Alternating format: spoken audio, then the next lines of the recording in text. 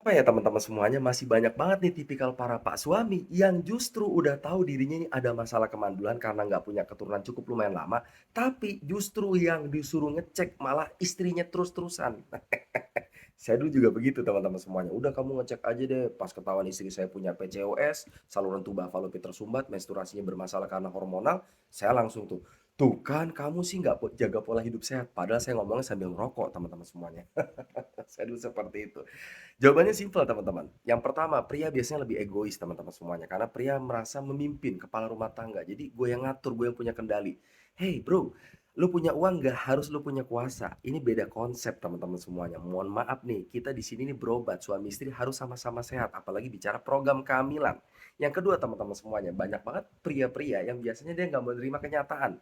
Dia nggak mau nerima karena dia ngerokok, dia begadang, dia stres, dia obesitas, dia gula darahnya tinggi, dia kena varikokel, atau dia memang gak jaga pola hidup sehat, dia nggak mau nih dikomplain sama istrinya karena memang dia nggak bisa jaga pola hidup sehat dan ketahuan di rumah sakit habis dari dokter andrologi kalau dia ini bermasalah. Karena saya dulu gitu teman-teman, udah batin dalam hati saya ini pasti saya juga bermasalah nih.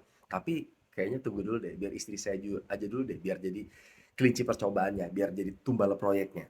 Teman-teman, saya cuma bilang sama Anda kalau egois kayak gitu Anda nggak akan punya keturunan sampai kapanpun.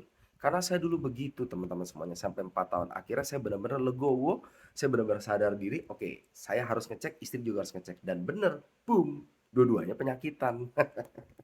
Dua-duanya bermasalah. Disitulah akhirnya kita tobat teman-teman semuanya. Mulai menjaga pola hidup sehat, pola makan, olahraga, pola pikir, stres, dan lain-lain. Gadget juga saya mulai jauhin. Dan tentunya teman-teman semuanya waktu itu alhamdulillah pas saya lagi pusing-pusing nyari solusi, saya dikasih tahu sama teman saya, senior saya sih. Ada sebuah herbal khusus yang memang bisa membantu program kehamilan. Karena memang mengandung kalsium, zinc, asam folat, omega, zat besi dan antioksidan. Dan alhamdulillah teman-teman, penyakit teratozoospermia saya yang udah cukup lumayan parah, hancurnya sampai 70%-an teman-teman semuanya akhirnya bisa terobatin dan akhirnya saya bisa punya anak. Sekali lagi teman-teman, saya ngomong kayak gini ada dasar dari rekam medisnya. Nggak asal ngomong seperti mungkin Anda pernah lihat konsep TikTok seperti ini, cerita-cerita tentang storytelling. Saya cuma bilang sama Anda, jangan pernah beli herbal sama orang yang nggak punya rekam medis. Anda chatting sama saya di WA, klik di bio, saya akan tunjukin rekam medis saya, karena kalau di sini nggak bisa, nanti diblokir sama TikTok, teman-teman semuanya, karena ada nama saya dan nama rumah sakit. TikTok pantangan seperti itu. Saya akan tunjukin before after saya dari saya penyakitan, penyakit masalah kesuburan, sampai saya akhirnya bisa punya keturunan, punya anak. Dan Masya Allah teman-teman, padahal dulu mandulnya 4 tahun teman-teman semuanya. Suami istri bermasalah lagi. Ayo kita ngobrol di WA aja.